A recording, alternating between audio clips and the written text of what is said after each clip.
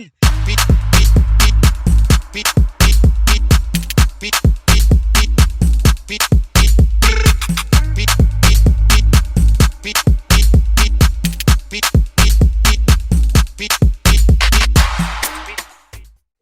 Sock Passe. What's up, world? Welcome to another episode of Team Sock Passe podcast. My name is Glad. And I'm your boy, Rob. We are your favorite podcast show where we interview great entrepreneurs from all sectors of industry. Remember to subscribe, comment, and share.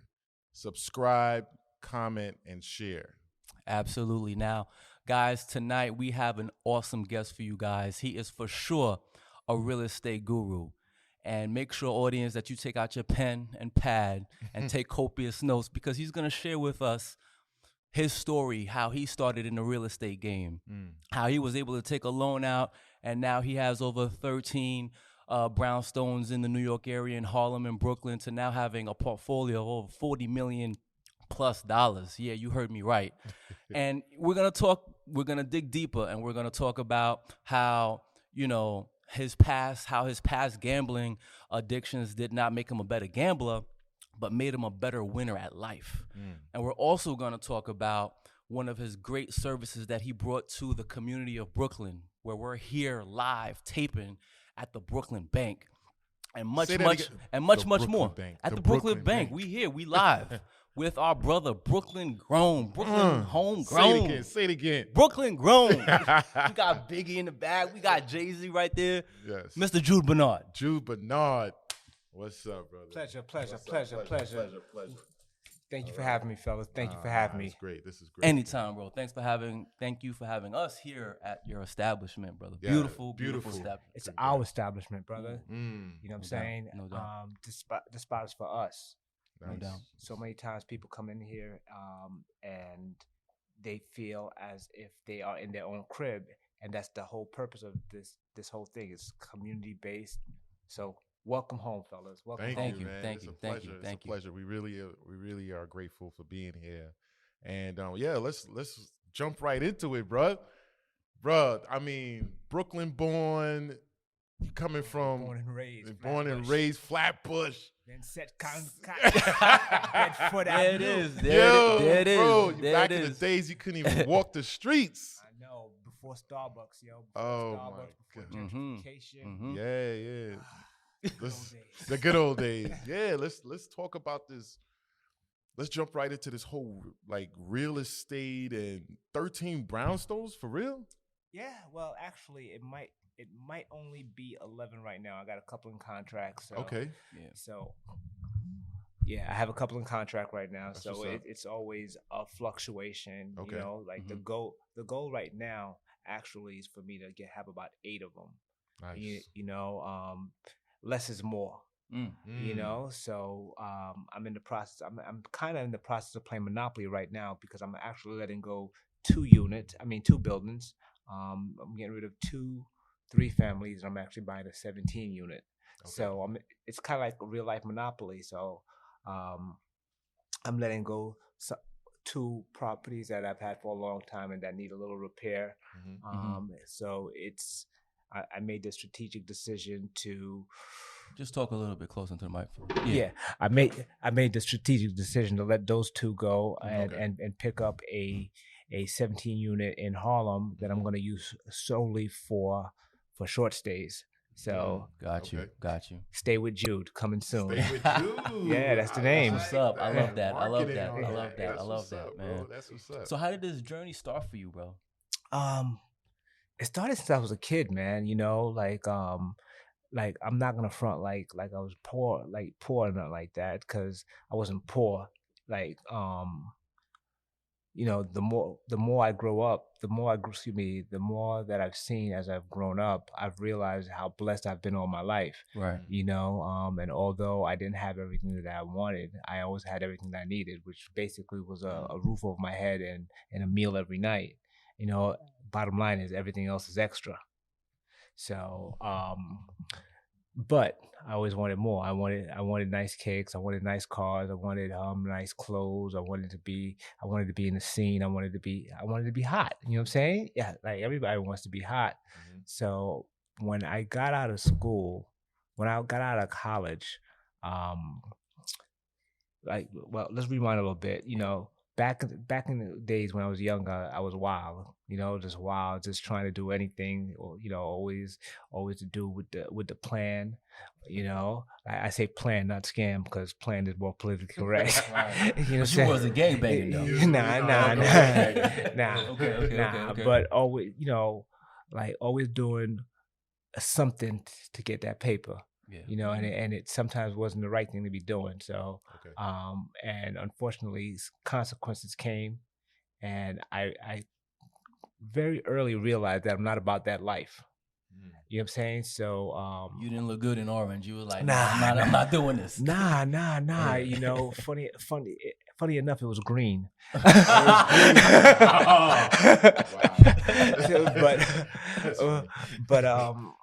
But yeah, like I learned very early on that it's not the life that I wanted to live. So, by the time I was like in my early 20s, I had already after I graduated school, I knew I wanted the life, but I didn't want the life.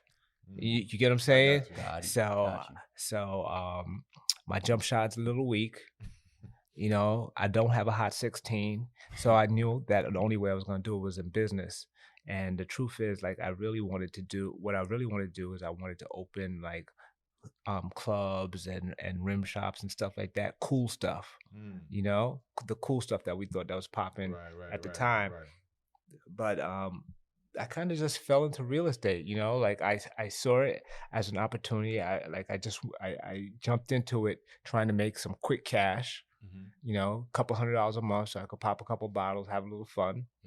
And copped one property, learned the science behind it, because everything, there's nothing out there that's luck. Everything is a science. There's a process, a protocol that if you follow, you will be successful. If you follow and you are disciplined with it, you will be successful. So it took me a while to not only learn the process, but to become disciplined in it. To learn how to learn about delayed gratification, to learn about sacrifice, to learn about putting the time in, to learn about relationship building, to learn about being aware of your surroundings. All those things that I said, none of it has to do with buying a house or flipping a house and stuff like that. But these are the lessons that you kind of have to learn and learn how to maneuver in any business. So once you get those things down packed, it's just applying them to the particular business that you're rocking with. There was no mentorship? You had no mentorship when you first got Nah. There was no podcast. There was no Google searches. There was no nothing back in the days, So exactly, the big encyclopedia, Britannica that just sat there in your house for no reason. But I had no mentors, and the truth be told, I almost had a mentor, because I remember one time I was in a park, just shooting around, and there was like this real old dude. He must have been like 30 something, right? At the time, to me in my teenage years, it's an old dude, and he was spitting some game to me, and he, while we were shooting around, there was one ball. There was just the two of us in the park, and this old man's just there yap in my ear, and he was telling me about delayed gratification. He was telling me about real estate. He was telling me about stocks. He was telling me about entrepreneurship and credit and all that stuff. Wow. Like when I was a teenager. Wow. And I'll never forget. Like I had blocked this out of my mind, and it came back to me one day, and I just remember just like, well, this dude just shut up and just rebound and pass me the ball, right? And he had told me, look, if you do some of the things that I'm telling you right now, you'll be set for your life by the time you're 30 years old. Right? Wow. And I was just like, yeah, whatever. And I paid him no mind. And it wasn't until hindsight, like, how sometimes things come back to you and then you play it back in your head. I was just like, wow, this dude gave me the blueprint. You know, just like on a random Saturday afternoon, this dude gave me the blueprint, and I wasn't trying to hear him. And what I did was, I have a family member, young. She was in her very early 20s, and I tried to sit her down, and I gave her the blueprint that the same dude gave me, right? And just like me, she paid it no mind. Wow. And the funny thing, the thing about that, the lesson that I got out of that was, you got to meet people where they are. You know what I'm saying? Like, just because you put the plan out in front of them, don't mean that they're gonna take it. They're gonna receive it. You know, it's your responsibility to put it out there for them. But you can't be mad if they ain't ready to receive it. You can't force it. What they say, leading the horse to water and all of that stuff. Right. So that's true story. Lead the horse to water, but you can't make them drink it. No, yeah, exactly. So now let's talk about, like, you talk a little bit about growing up, being a teenager in Brooklyn, and like we have a relationship, a history somewhat. All of us born and raised in Brooklyn, in the same neighborhood at that. Yeah. We went to the Flatbush. same Flatbush. You know what I'm saying? Flatbush, when Flatbush was Flatbush, not Flatbush now with the suburb of Flatbush. Now, you know what I'm saying? But back then, when I think about when I was growing up, playing basketball was my mentor. You know what I'm saying? And I wanted to be one of the best in the neighborhood. That saved my life, you know, being a Haitian American. And then I was trying to emulate. You got the luxury of being 6+. Yeah. I'm 6'5", but you know, Facts. You know, Talk for yourself, Rob. Yeah. I talk for myself. I get it. My bad. You're right. You're right. But I was just like, it's intriguing to understand, like, there's certain people coming from the hood, technically speaking, you know, the hood, there weren't that many people to look up to. And coming from, you know, I went to Catholic school for 8 years, you know, and my parents, exactly the same thing. Like, we weren't poor, but we've seen stabbings, we've seen shootings, and it was just like, yo, who do we look up to? And when you were telling this story, as you know, for someone to come up to you and talk to you about that, like, what's going through your mind at that time? Because you would just want to play ball. Yeah, I didn't hear none of that. It was just, I didn't hear none of that. And that's the problem today. And it's the problem with time. You know what I'm saying? It's just like, I guess, well, the problem is that the kids are not listening, but the problem also is that the older generations, us, the OGs, we're not always speaking the language that they can hear us in. You know what I'm saying? deep. But that's the beauty of stuff like hip hop, you know what I'm saying? Because it's universal, Right. and there's so many messages out there. You know what I'm saying? Like, 444 dropped story of OJ, and all of a sudden financial literacy is that's it. Yeah. You know what I'm saying? Like, Hov said it, so it must be true. That's Yeah. a fact. Yeah. That's a fact. You know what I'm saying? But it's always been there. You know what I'm saying? But it's just a matter of how the question is, how do we speak to them so that they listen? Because you know what? Like, one of the things that I wanted to do is I wanted to be a better communicator, right? So I started working on speaking and stuff like that. I started working on speaking, my diction. I started watching how people speak, but that was only being half-sided, because communication is not just being able to speak, but it's also listening and engaging and getting, you know what I'm saying? Being able to have a banter, something, you know, going back and forth. Like, listening to you, by listening to you, if I'm an effective listener, I could hear what you need. And then I'm not trying to sell you what I want to sell you. I'm trying to give you what you need. You know what I'm saying? Because a lot of times, like in situations like that, it's a situation where someone is trying to give what they want to give, as opposed to give what the person is in need of. You know what I'm saying? So, Right, that's powerful. So now you're getting in this trouble. You're like, yo, this is not for me. You jump into real estate. how do you do it with no mentorship and no foresight on like a step-by-step process of, okay, this is what I need to do to be successful in this industry? You F up. You know what I'm saying? That's a great answer. Yeah. You F up, and then you don't make the same mistake again. You know what I'm saying? Mhm. Like, I had the luxury. Hmm. I had the luxury of losing so much money and making so many mistakes that I don't make them now. You know, and luckily for me, like there's a process, right? Like the first crib that I copped what was that? Like off the like between the Van Wyck and no, it was off of Sutphin and Jamaica, like 90th over there, by Archer and Liberty yeah, area? yeah, Okay. South Side. Okay. And I copped that crib for like $110,000, Okay. right? I got in for about $12 to $15,000. But I made a lot of mistakes over there. I didn't know how to deal with tenants. I didn't know how to deal with contractors. I didn't know the importance of maintaining my relationships. I didn't know about how to navigate through the city so I don't get popped all the time. I didn't know none of that. Right. So it was a learning curve.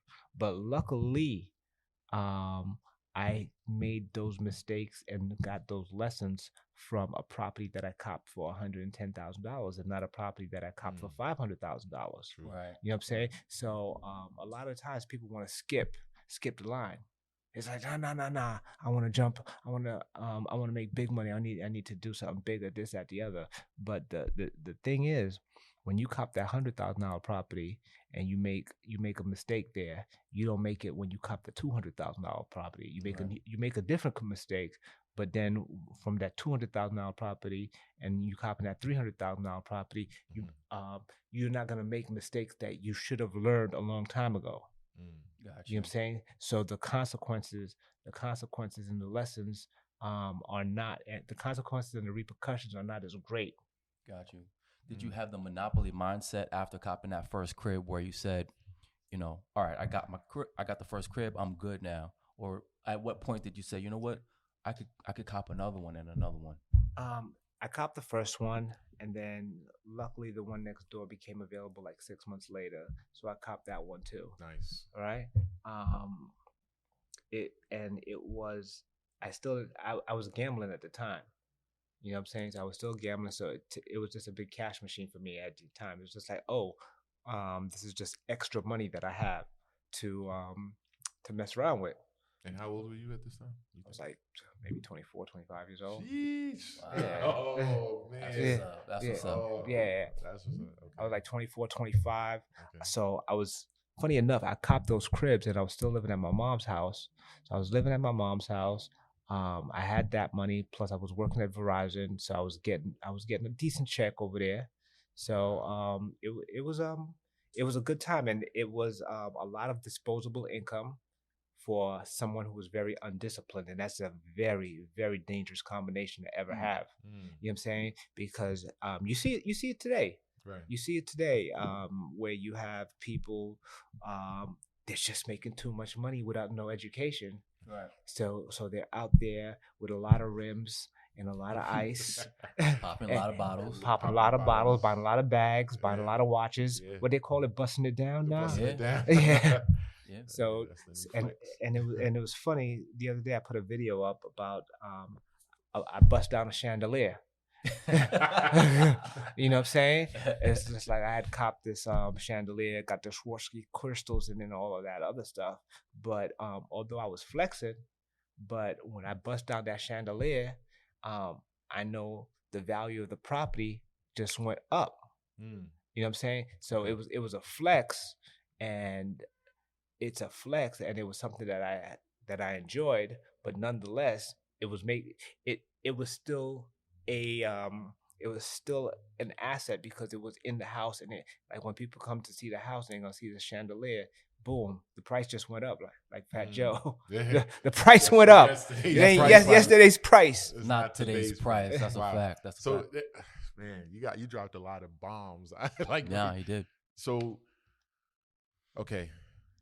So you copped the first crib and you copped the second crib. Now, let's take it back to Wait, let me just tell you real quick. So I copped the first crib. I copped the second crib. I was still living at my Duke's house, right? Mhm. So I was like 23, 24, still out there hanging out, having a good time.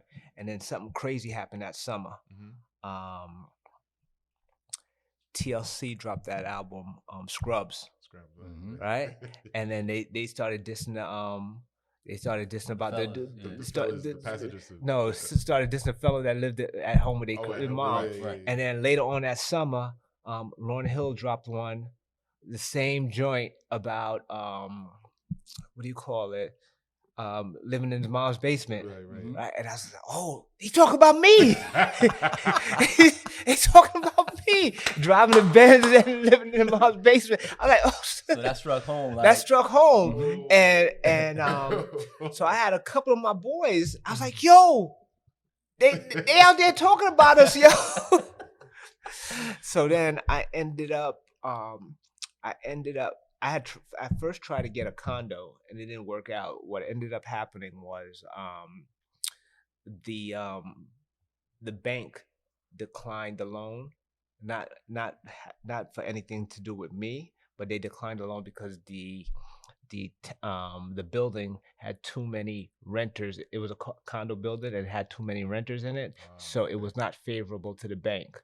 So that's something that you always got to keep in mind of. Like anybody out there who's getting a condo, you always have to make sure you look to see what the guidelines are to get approved and stuff like that. So anyway, I tried to get this condo. It didn't work out. So I hooked up with my frat brothers, and all of us. I ended up buying a house. I bought a house in Rosedale. What's your frat, by the way? Phi Beta Sigma, Blue Phi. That's awesome. All right. You know what I'm saying? Oh, True. okay. So I ended up copping this crib. I ended up copping a 2-family crib in Rosedale. Yeah. You know what I'm saying? Rosedale. So it was me and my 2 boys. We lived on the in the middle floor. Mhm. We rented to a family on the top floor, and then well, what statute of limitations is done expired. I had the illegal basement that I rented out on the bottom. Rosedale. I was just gonna ask. Of course. Yeah, Rosedale that's is official for that one. That's The statute of limitations. Come get me, DOB. Come get me. Talk about it now. Exactly. Department of Buildings, you come get me if you want. You know what I'm saying? That was like 2002, 2001. You can't get me for that no more. So Wow. So what I ended up doing was I ended up house hacking this house in Rosedale. So I had the first 2 cribs that was bringing me a couple $1,000s a month. Then I had this house that I was living in for free. Right. Because my boys was paying me, and I had 2 other sources of income, which is super important. Right. You know what I'm saying? Like anybody who's out there trying to cop their first crib, do not go out there and cop a single family house. You might want your lawn and your privacy and all that other stuff, but just be mindful that your house should be making you money as well. But anyway, That's a great tip. but anyway, so I was living with my boys. I was getting money from Verizon. I was getting money from those first 2 properties, and now I was getting a little extra money from this house. So I was balling. You know what I'm saying? In this, I thought I was balling. You know what I'm saying? Okay. So again, a lot of gambling, a lot of trips to Vegas, a lot of cars, a lot of rims, a lot of buying out the bar, and a lot of parties and stuff like that. And this is all before the crash, right? Like the 2007. Yeah. This is all what they call it, the calm before the storm. Gotcha. Right. So things was really good. So I started buying more and more properties. You know what I'm saying? Because I got the rhythm. Okay. You know what I'm saying? And your network is building. My network is building. And this is all by yourself. All by myself. Wow. Shout out to my boys that I was living with, Danny and Vaughn, because they both like all 3 of us, we were doing things in the house together. like not necessarily buying properties together, which we should have been, but we were like feeding each other information and we were learning from each other. So they was buying properties, they were buying stocks, I was buying properties, stocks, all it was like a good synergy, and it kind of, it was never competition, but it just was good energy. You know how it is, like when you got somebody with a similar mindset. Absolutely. And you guys are going back and forth like, yo, check this out, this is what, here's the thing today, and this, that, the other, blah blah blah. So it was just a really good time. It was a really good time, not only like fun, because that's the best age of your life, like responsibilities are low, and you have the most amount of free time and stuff like that.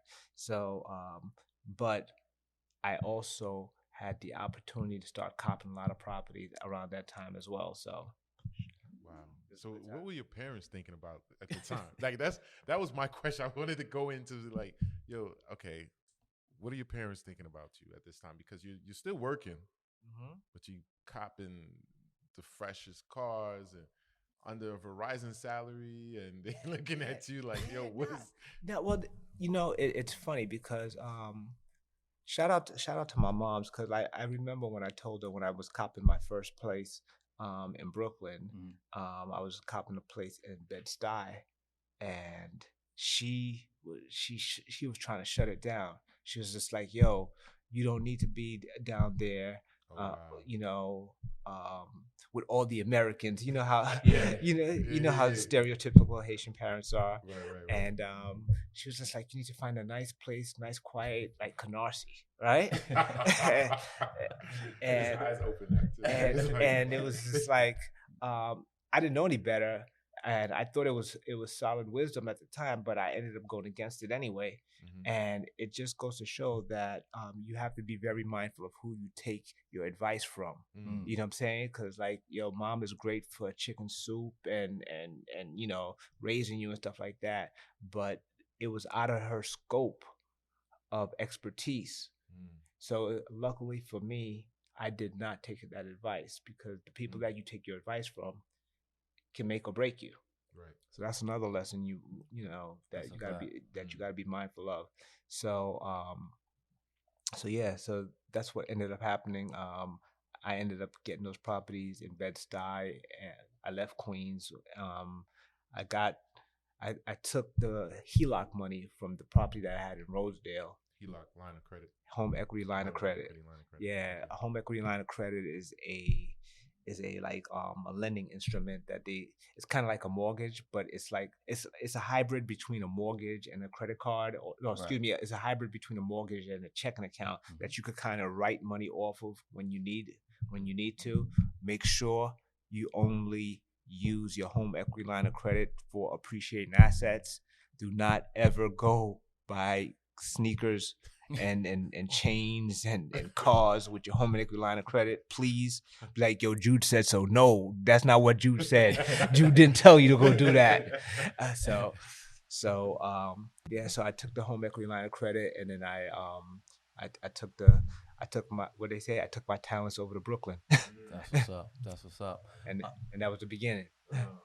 So want to talk about you had mentioned about your gambling addictions. Did that start before you started getting into real estate? Nah, like, that goes back to Holy Cross and Our Lady Refuge and Holy Innocents. Wow. Remember pitching quarters? Yeah. Pitching quarters, or like pitching quarters, to 3-card Monty, and You were into it all. Into it all. And I was really bad. Like, I went to Gamblers Anonymous, didn't work.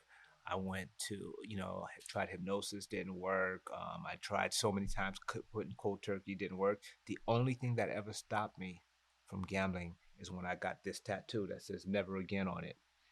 So it says "Never Again" 12/13/04. And that's the very last time I ever gambled, because there was an experience behind that. Yeah.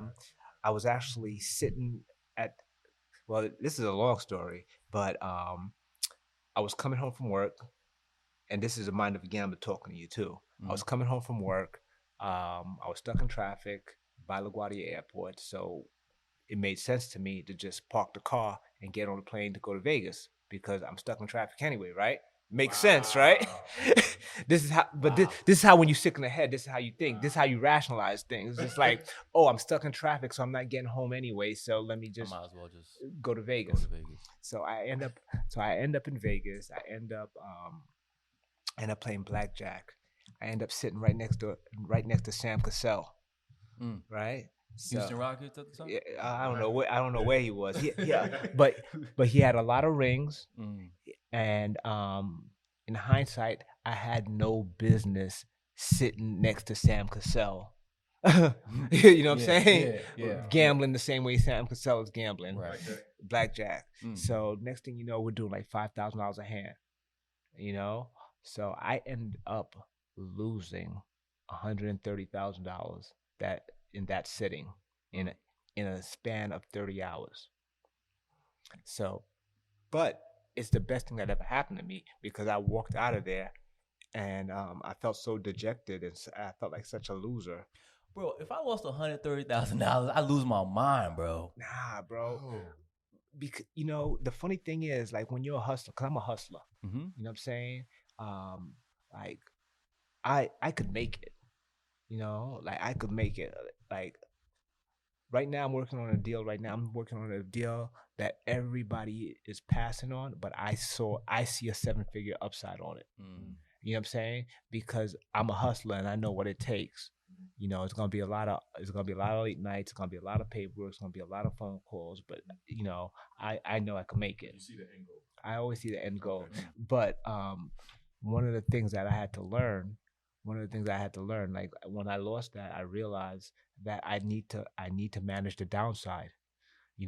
And very often, like we always look at the upside, the upside potential, but we don't factor the downside risk, right? So once I took control of the gambling, I started to level myself off, and not I wasn't hustling backwards anymore because it doesn't make sense if I'm working if I spend a week making $1,000 or $2,000 or $5,000 or $10,000 just to lose it in seconds. You know what I'm saying? It didn't add up. At the time, how many properties do you own at the time? Back and forth, like I didn't even crack a million yet, but I didn't crack a million yet, but a couple $100,000 is like being a hood billionaire. That's a fact. You know what I'm saying? Yeah. But the funny thing about the whole gambling thing, and again, like it's always clear in retrospect. You never really know where you're going. It doesn't really make sense when you're looking at it forward, but when you look back at it, it's like, oh wow, I didn't see any of this, right? What I realized about the whole gambling thing, it was never about money for me. I just love to win. You know what I'm saying? That was what I was really addicted to. I just loved winning. So what I've done is I've transferred that energy from gambling to finding other things to win at. You know what I'm saying? I've transferred that that need to play blackjack to like picking stocks, but not gambling on stocks, but learning about it. Or or instead of playing CeeLo, I'm investing in somebody's business who I see potential in. So instead of CeeLo, instead of blackjack, instead of poker, I'm buying properties. I'm buying properties that people don't see the value in it. Okay. Right. So because that's in regards to the people not seeing the value in it, that's the only way you make money. Is by somebody letting something go that they don't see what you see. You know what I'm saying? Right. They don't see the neighborhood changing. They don't see the depreciation value. They don't see the appreciation. They don't see that you could bring the rents up and stuff like that. So anyway, I'll be rambling. Wow. I just got one more question. When you realized you had that addiction, did your did your parents or your friends close to you notice that, or Oh, did yeah. you have? Oh, they did. Okay. Yeah. Okay. Yeah, like people used to, I remember my homegirl, she took me out to see Prince in Vegas, right? Mm. And I was at the table just wilding out, and she tried to talk to me, and I barked at her, and she started crying, Wow. right? So, and there's so many stories like that. Like I remember going to Miami to meet somebody, and then they had this boat, this gambling boat. So I got on the gambling boat, and just left Shorty on shore. Oh, you left her? Yeah, like Damn. like I literally, what I'm saying? I was like, was oh, real. it was real, because you make bad decisions. Right. And it's not, and again, it's like whatever your vice is, whether your vice is gambling, whether your vice is drugs, drinking, whether it's like sex, whatever your vice is, if you don't control it, it controls you. And you make bad decisions, and you rationalize them to yourself. So luckily, I was able to find something that could give me control back in that aspect. Not to say that I don't get tempted, and not to say that I don't release my need to win other ways, but at least I have some sort of control over it, and I am aware of what my triggers are, and I know how to manipulate them to myself. Right. I know how to manipulate them to use them to my advantage, just like everything else in life. Correct. You know what I'm saying? Like if you're short, you ain't got a low post game, you work on your handle. Right. You know what I'm saying? Yeah. You adjust, you figure it out. Definitely, man. That's what's up. I appreciate you actually opening up and talking about that, especially in this culture, subculture, Haitian culture. A lot of us don't talk about our downs, like when you talked about listening to our parents, and we're taking advice from our parents because we always want to respect our parents. But then there's certain avenues that we take in life our parents never took. If we listen to our parents, we'd all be doctors and lawyers, and all our sisters would be nurses. Yeah, pretty much. That's a fact. That's 100% fact. Yeah, because they don't praise the whole entrepreneurship, taking risk.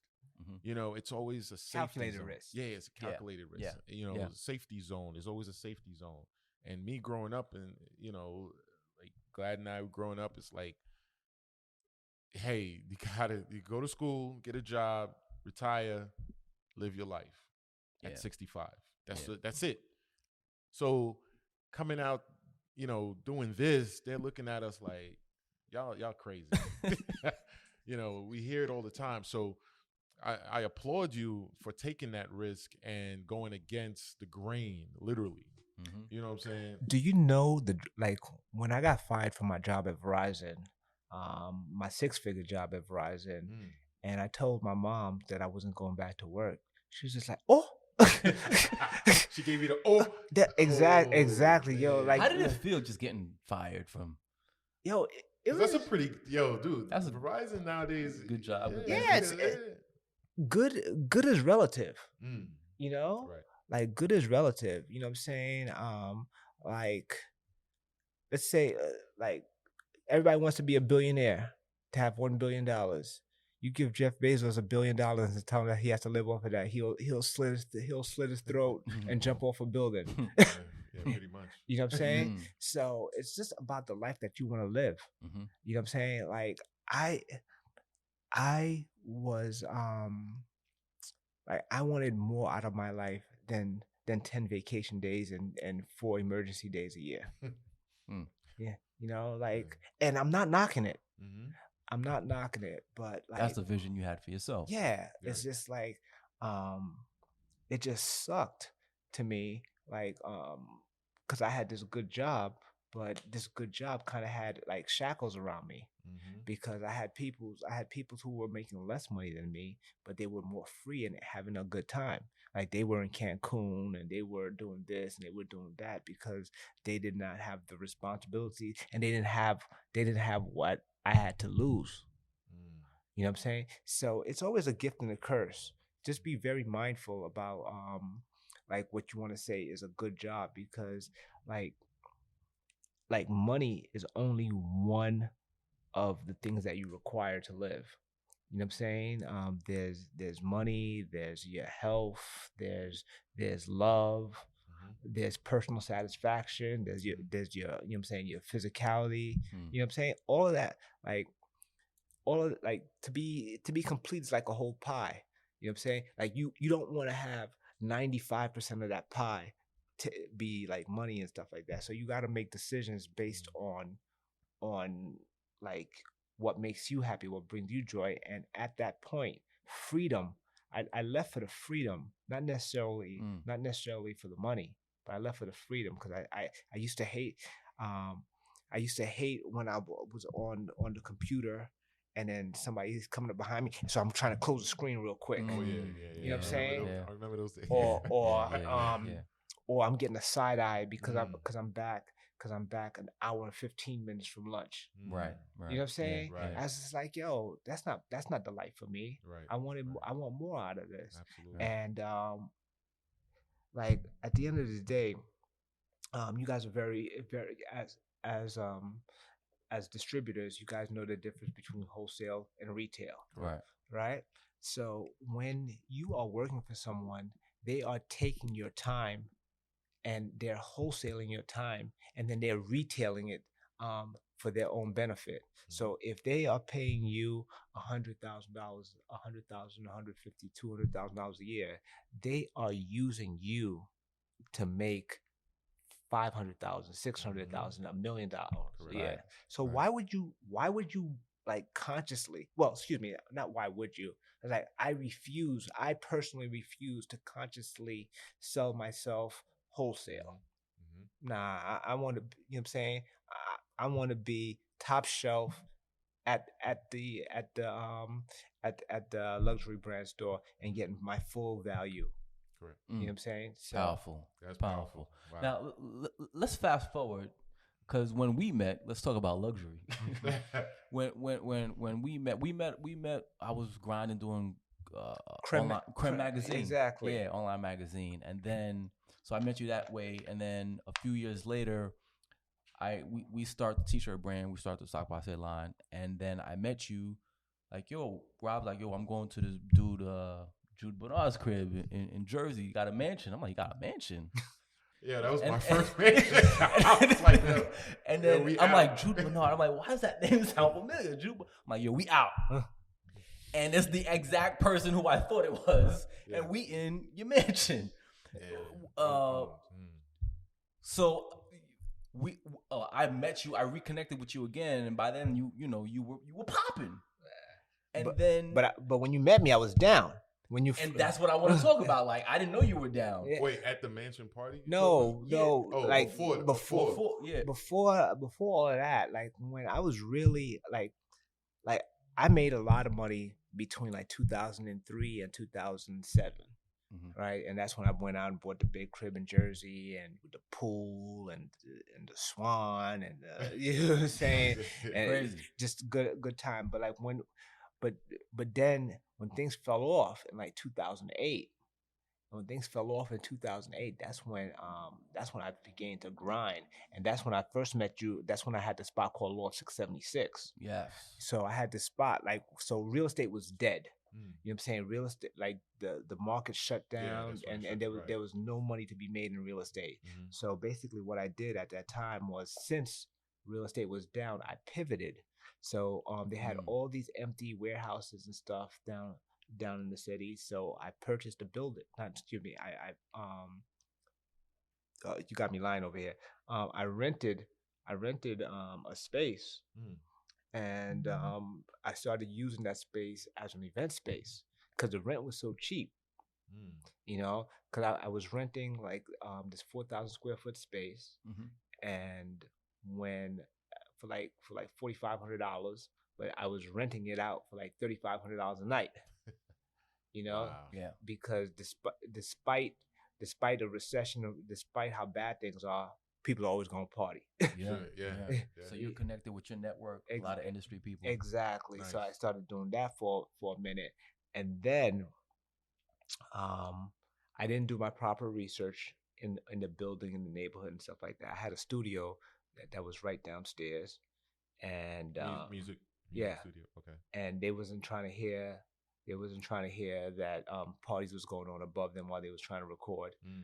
So so that became a point of contention, and they basically had the clout with the city council, the fire department, um, just to make my life miserable. Wow. Right. So they pretty much ran me out of business. And I remember leaving that business like crying.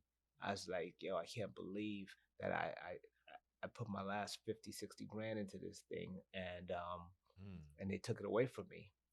And but funny enough, you never know. You like it's always bad when you're looking at it this way, but when you look back at it, it makes sense because from that's when I was just like, yo, I'm never going to rent from someone again because if I ever have a business, I'm gonna put it in my own spot where nobody could take it away from me. And here we are, right here. Wow. Beautiful. You know what I'm saying? Yeah. But I would not have had the foresight, and I would not have had the it would not have been like so vital to me to place my business in my own property if it wasn't for that instance. So it was a learning process, and although it hurt, although it burned, although I cried and I, you know what I'm saying, I prayed for better cards, I had to play the one I was dealt. Right. So Okay. Wow. it all works out. And then at the same time, you get into the hair business. Yeah. So that was just all in This is all around the same time. Yo, I was chasing paper, yo. I was chasing like a true paper. hustler. Yo, Like a true hustler. so around that time, I was doing I had the big house. I couldn't afford it, but I was still out there having a good time waiting. It definitely didn't look like Yeah, I was waiting for the repo man to come take my keys. Wow. And I remember one time I had a crazy pool party at my house, and like the next day, like my skimmers was just like full of hair weave. So I'm just like, yo, what the hell is this, right? So I'm like looking through the pictures, trying to figure out which girl had the hair weave on, and I was like, it's not which girl, it's like they all have it. And then I started talking to find out how much this stuff costs and what the profit margin was. So this was before internet and before Alibaba and all that other stuff. So I get a plug, and I find myself in India. I go to India, find myself in the temples. Wow. Nah, that's straight hustler mode. You know what I'm saying? On some Frank Lucas, I went over there and got my connect and started doing hair. Started shipping hair back to New York. So wait, Yeah, exactly. That just happened. Yo, this is yeah, that just happened. What? So wow, okay. so then I started. So it's so funny because like from just an idea to a year later, I was like the number 3 hair supplier in New York City. I was the number 3 Indian hair supplier in New York City. It was Indique was number 1. True Indian Hair was number 2. Shout out to Karen. And 3 was me. Select Strands. So. And are you still in that business? Nah. And here's another thing that you got to be mindful of, right? So while I was doing hair from like 2010 to 2013, from 2010 to 2014, I missed the early rumbles of the real estate comeback. Oh, okay. You know what I'm saying? Right, So right, while right. I was out there, you know what I'm saying, pushing hair, flipping bundles, trying to make $100, in 2012, things started to turn around for real estate, but I wasn't focused. So on one side, I had to do what I had to do to survive, but on another side, I missed opportunities because I wasn't focused. So there's no right or wrong answer.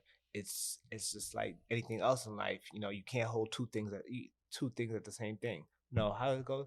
Um, two two things cannot occupy the same space at the same time, Correct. right? Mhm. So with that being said, you just have to always be mindful of what you are focused on, you know, because you can't be focused on multiple things at the same time because you're gonna miss stuff. You know what I'm saying? Right. So it's what they call that opportunity cost. Mm-hmm. Right. So you can't have everything. So you have to make the best decision with what you're gonna go for, what you're gonna work with. Right, right. And this is all taking risk because I mean, you going to India with you. I mean, you had to plug. Oh, Yeah, yeah, exactly. bro. You going to India? Like, all right, I'm just gonna figure it out. Yeah, Basically, that was exactly. the mindset that you had, right? And it's Exactly. like I'm gonna figure it out. I have no factory connect, no Nah. Alibaba, nothing. Nah. Where okay, I'm gonna meet this person, and it was just walking the streets, literally Nah. trying to. So I had a couple people kind of gave me a heads up of like where to go and stuff like Okay. that. So basically, we had a hotel room. We had a hotel room where we reached out to a couple of people and told them, yo, this is where we're gonna be at. Mm-hmm. So they would come and show us their wares and kick it with us and just basically try to gauge and see how real they were, you Mhm. know. And if we felt real comfortable with them, you know, we'd go back to their factory and just check out the operation and stuff like that. One of the best experiences I ever had in my life, Mm. you know, because it took me out of my comfort zone and Big time. and For sure. like Yeah. I've traveled before, but Mhm. that was the first time that I've ever traveled, and you know, it's not on a resort, or it's not, you know what I'm saying, Mhm. like Mhm. it's not catered, Right. where it was gritty. You in the streets. I was in the streets, you know. Oh So man, that's I applaud you on that, bro. That's Yeah. risky That's risky. because I know there Hustle was one mode. time, you know, someone I can't even remember. Some dude was like, "Look, we're gonna go to China for $1,000. You got $1,000. We'll go to China. We'll get you the best T-shirts and all kind of garments and stuff." Bro, I ain't gonna lie. I was scared because I was like, I don't even know this dude, but he just popped up on the scene, and I mean, Mhm. for you to take that trip to India, yeah, and but you know what? There's a thin line between fear and faith. mm, You know what I'm saying? Like and like fear, like bravery doesn't mean that you're not scared. Bravery means that you do it despite being scared. You think the firemen don't get scared when they run up in oh them buildings? hell Mm. yeah, But absolutely, they gotta do it. they gotta do it. Facts. You know what I'm saying? Yeah. Like it's a decision that they made. Mm-hmm. You know what I'm saying? Once you take this life, once you take this lifestyle that we're on, Mm-hmm. it's a decision that we made. Mm-hmm. Like so many times, it would be so much easier. I'm sure some days you've laid in your bed like, yo, I wish I could just go back to my job and this, that, the other. You know, like Right. that moment, Right, right. that second. But then Right. you're like, Yeah. yo, I made the decision, and as scary as it is, I'm gonna stick with it. Mm-hmm. You know, like so many people, like in 2006, everybody was in real estate. Everybody was copping cribs and stuff like that when it was basically sign and drive. Right, right, You right. know what I'm saying? Mhm. Everybody was down.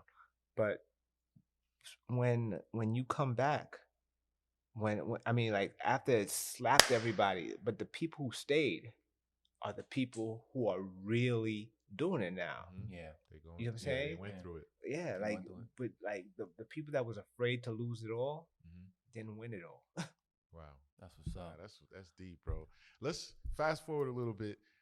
Let's talk about this establishment right here, though, Yes, sir. bruh.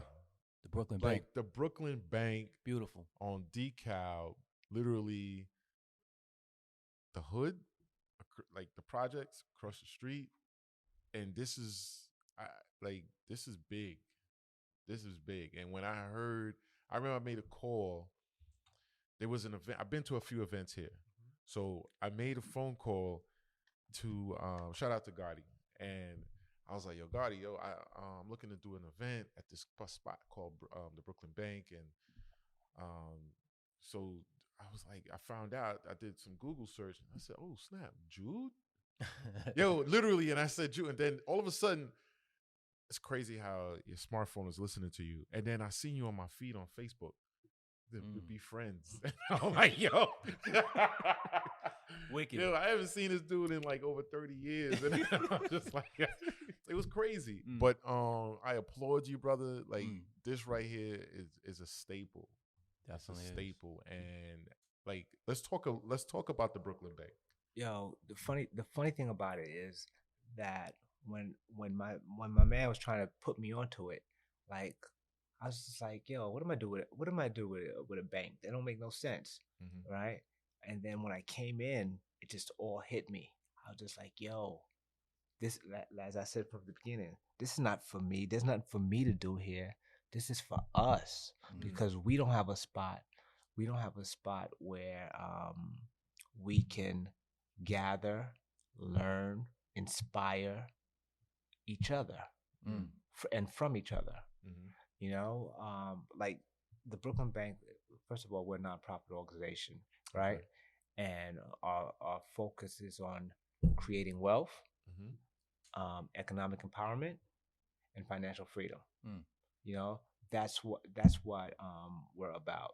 We're about entrepreneurship, real estate, stocks, you know, insurance, all the stuff that your mom, your dad, my uncles did not teach us, that we had to figure out the hard way, and that we had to get misinformation from them and dispel all those myths and things that they told us to stay away from, that we have to learn to be successful and to be competitive.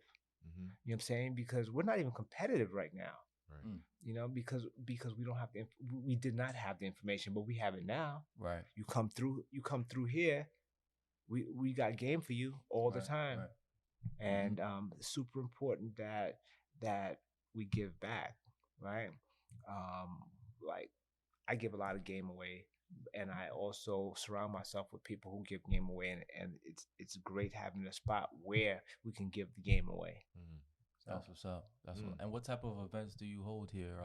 Like different types of seminars and stuff like that? Yeah. Like Sunday we just did a real estate one. We do all kinds of financial literacy stuff, whether it's stocks, real estate, mortgages, just to have people be aware and cognitive of how to make the money, instead of how to make your money work instead of you work for your money. Right. It's like an informational hub in a sense. Exactly. And it's ours. You know, it's ours. Like I don't know if you guys got a chance to take a look outside of all the hieroglyphics, but they're all like positive reinforcement. You know, like these things that, you know, it says out there, I will not lose, growth, family, build, you know, invest, trust. You know, these are words that, you know, I get so hot when I go outside and I just see somebody just staring at it, because I know they are absorbed. You know what I'm saying? It's coming in through osmosis and it's absorbing into them. And it's super important that that we give back. That's what's up. That's a beautiful thing, man. What's okay. No, I was gonna just tap into a little bit of what you're saying as far as giving back. And I don't mean to be going back to the Haitian culture. I just feel there is a lack in that as far as giving back.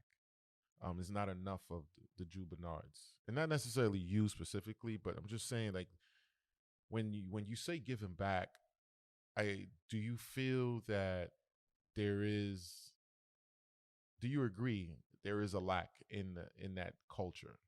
Because what we see on social media, what we see, where we came from, there are not a lot of this happening. So let me tell you, there are 3 positions that you could take.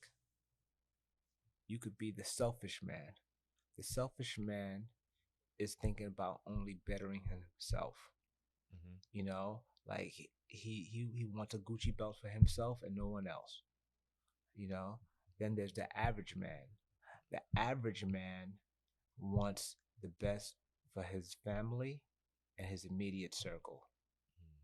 So that's what the average person's gonna do. They're gonna make sure that their kids go to school. They're gonna make sure, that they boy don't starve.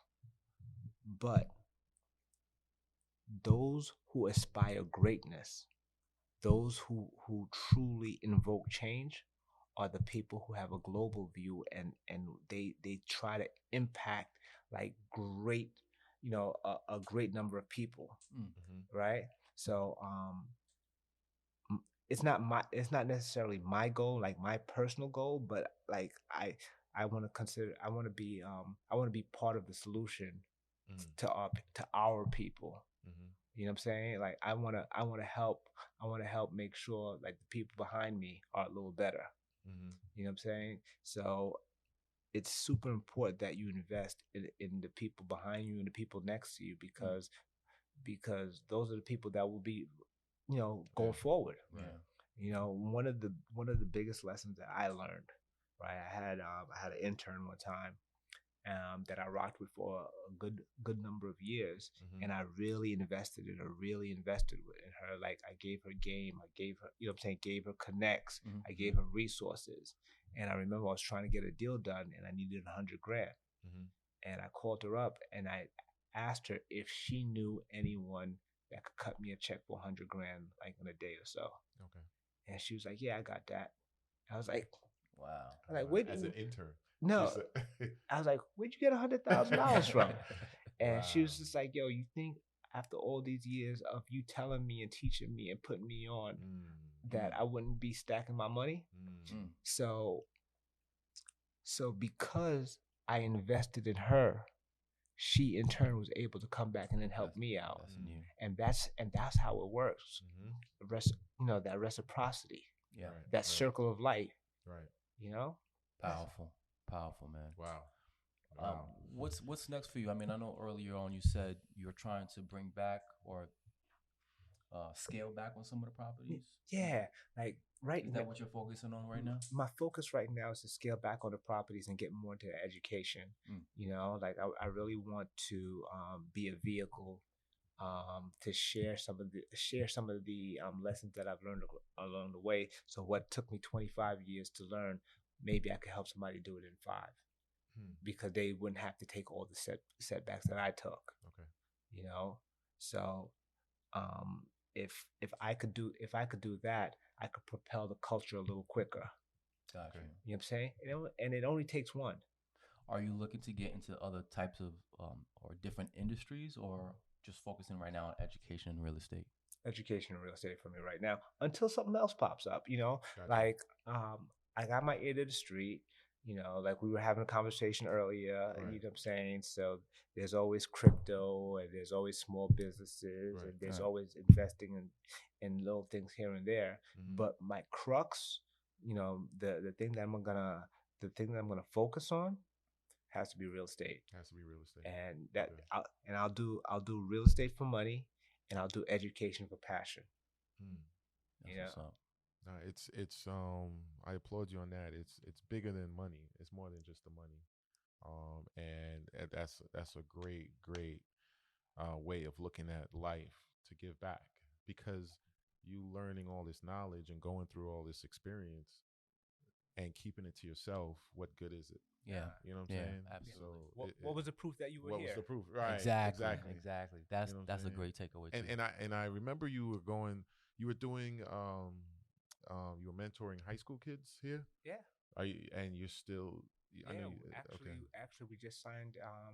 We just signed with the city. We're doing a program, an after-school program starting next year, like an official after-school program with high school kids. Nice. Wow. So beautiful. Gotta spit game, yo. Yeah, that's what's up. Man. Giving back. Yeah, giving back. Any plans of, like I know you went to Haiti not too long ago. Yeah. So, bottom line is, we are always going to be there for our community. You know what I'm saying? And our people is Black people, our people are Haitian people, and our people are anybody who's in need, no matter what color, creed, or whatever. Absolutely. You know what I'm saying? So, like, if there's a crisis that I'm capable of lending a hand to, Mhm. I'll always do that. Like I remember last year when all that stuff was going on with the George Floyd and the riots and stuff like that, I came out of my pocket and I was just like, yo, if anybody gets caught, if anybody gets arrested for protesting, holla at me. I got your attorney's fees. Mm. You know, so I'm happy to be in a position to do that because it's necessary. Yeah. So Powerful. Wow. Wow. I don't even know what else to You say. hear that, kids? Like I said earlier, Oh, man, I hope man. you guys took out your pen and pads because he definitely gave a lot of life lessons for sure, man. Yeah. Jude, thanks for having us here. Appreciate at your you guys. beautiful establishment. This is We're definitely gonna beautiful. come back. Absolutely, man. We definitely have to come back to this. Definitely. Let people know where they could check you out, all your socials and stuff like that. On IG, on IG, I'm at Mr. Jude Bernard. Just put Jude Bernard in your search bar, or Facebook Jude Bernard, LinkedIn Jude Bernard. You know, it is. That's it. Or they could just Google you too. Wait, Yeah. 5 years from now, where do you see Jude Bernard? 5 years from now, where do I see Jude Bernard? Doing pretty much the same, but on a much greater scale. Okay. You know, like I still would like to be involved with the day-to-day operations of this organization, but I'd like to see it be bigger than Brooklyn, bigger than New York.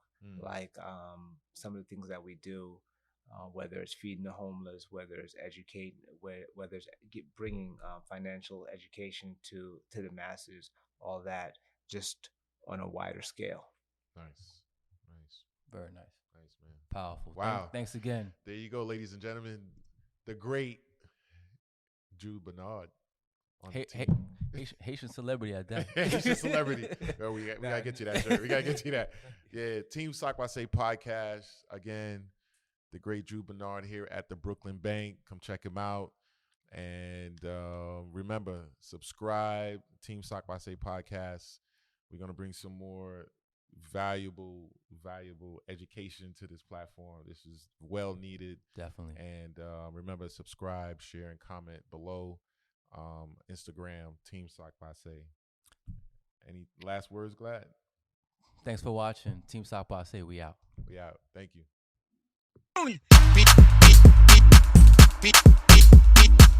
Beat.